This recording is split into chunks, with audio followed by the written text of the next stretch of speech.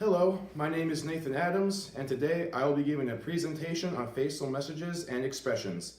This subject interests me greatly, mainly because I have had developmental struggles with communication since I was young, and I have had to manually learn how facial expressions worked in order to communicate properly. I enjoyed putting this together, and I hope you enjoy listening to it. When communicating with others, the words exchanged are not the only parts of the conversation. As a human, we can show emotions when we speak, as well as visual cues of understanding and/or confusion through our facial expressions. Today, I will be presenting information regarding the different facial expressions we make, the differences in facial expressions between cultures, and how important they are in society. First, I will talk about how some of the many expressions and messages our faces convey. I've always found it interesting that just being shown a certain facial expression by someone can convey more than a full sentence. For example, when your mother gives you the look as you begin to do something naughty, or how you smile and blush when you see that cute girl in the next apartment over. Our faces are capable of sending messages that are much more elaborate and descriptive than words could possibly dispatch. Some are common and easy to understand, like smiling, frowning, and having drowsy eyes.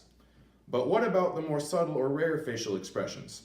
Ones we don't quite understand without a deeper knowledge of our facial reactions and emotions.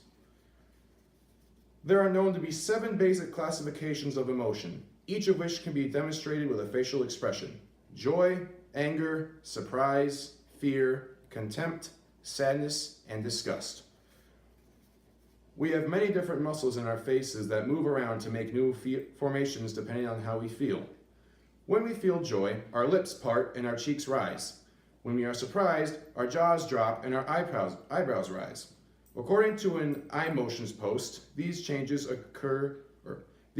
our muscles make can be divided into macro expressions, micro expressions, and subtle expressions.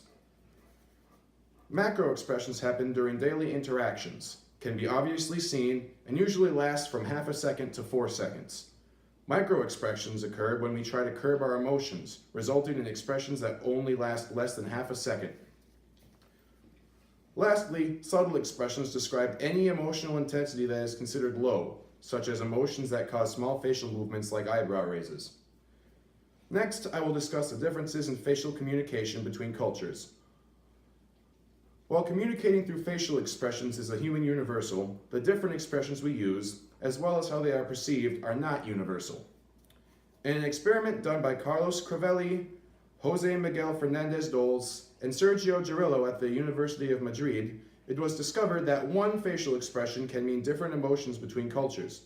For example, while most Western cultures associate a wide-eyed, lips-parted gasping face with submission or fear, members of tribal areas such as Papua New Guinea associated the same facial expression with anger. Even when putting gasping faces within the context of a story, the indigenous people of New Guinea continued to see the faces as angry.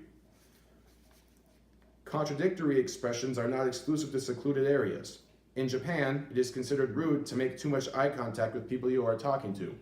In contrast, in Western countries like the United States, maintaining eye contact is a staple in our communicative technique.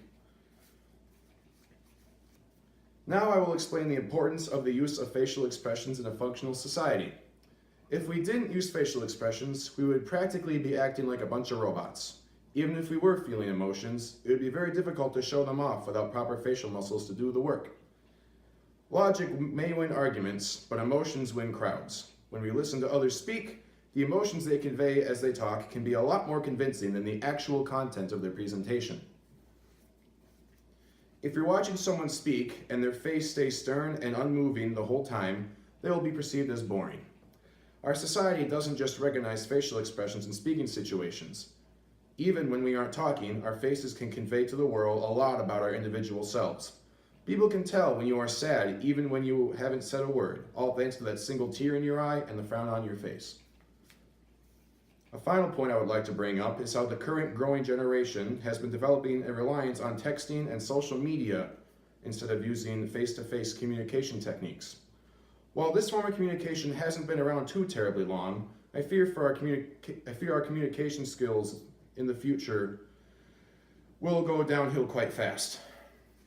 By spending too much time typing instead of expressing our emotions, and no, emojis don't count as emotions, we will end up talking like robots, and that just doesn't seem attractive or right at all. Therefore, our use of facial expressions in communication needs to stay necessary and important to effectively deliver messages in the modern world. To conclude, I have to say that facial expressions are a vital part of the communication process. The different facial expressions we make, the differences in facial expressions between cultures, and their importance in society are all very relevant topics in the communication field. And understanding how our faces convey messages can be just as important as understanding your own native language.